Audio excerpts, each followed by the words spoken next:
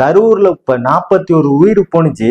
அங்கிருந்து ஓடி போயிட்டு ஏன்டா ஓடி போனன்னு கேட்டா காவல்துறை என்ன போக சொன்னிச்சான். காவல்துறை போக சொன்னிச்சு, ரைட் ஓகே. காவல்துறை சொன்ன உடனே நீங்க போயிட்டீங்களா? அப்ப காவல்துறை தானே சொன்னிச்சு உள்ளேயும் போக வேண்டாம், கூட்டம் நிறைய இருக்கு, அசம்பாவிதம் ஏற்பட்டுன்னு சொன்னிச்சு, கேட்டீங்களா? அப்ப மட்டும் காவல்துறை கேட்காதீங்க, இப்ப ஏன் கேட்டீங்க?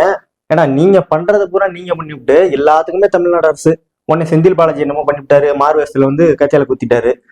சினிமால பாக்குற அத்தனை டைலாகையும் இங்கே சொல்றானுங்களே தவிர அந்த சினிமா மைண்ட் செட்டை விட்டு வெளிலையே வரமாட்டானுங்க. இவ்வளதையும் பண்ணிட்டு அந்த மக்களை போய் நேரா பார்த்தாரா? பர்மிஷன் கொடுக்கலையா? என்ன உனக்கு பர்மிஷன்? தமிழ்நாட்டுக்குள்ள தானே போற, உனக்கு பர்மிஷன் நீ போவேனான்னு உனக்கு தடுத்தாதான் பிரச்சனை. நீ போறதுக்கு பர்மிஷன் தான் கேட்டிருக்கே தவிர நீ போக வேண்டியதானே. எவனாவது ஒருத்தன் துக்கக்கார வீட்டுல போய் எல்லாரும் நம்ம தான் சந்திப்போம், 41 குடும்பத்தையும் அழைச்சிட்டு வந்து இங்க சந்திச்சு பணத்தை கொடுத்து அனுப்புறாரு. எப்பேற்பட்ட ஒரு கேவலமான செயல். இதுல வீடியோல வேற பேசுறாரு. என்ன பேசுறாருன்னா, கரூர்ல நடந்தது அப்படியே அந்த மக்கள் ஒண்ணு ஒன்னா சொல்லும் போது எனக்கு அந்த சாமியே இறங்கி வந்து சொல்றது போல இருக்கு அப்படிங்கிறாரு.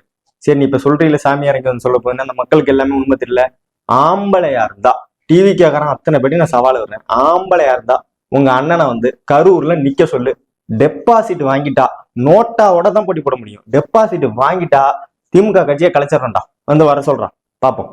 கரூர்ல வந்து போட்டி போட சொல்லு. கரூர் மக்கள் தான் எல்லாம் உண்மையை சொல்றாங்களே, அங்க வந்து நின்று மட்டும் ஜெயிச்சிட சொல்லு விஜய. நாங்க மொட்டையடிச்சுக்கிறோம், ஒருத்தன திமுக கட்சியை காலி பண்ணிட்டு கட்சியில இருந்து விலகிடுறோம்லடா நாங்க.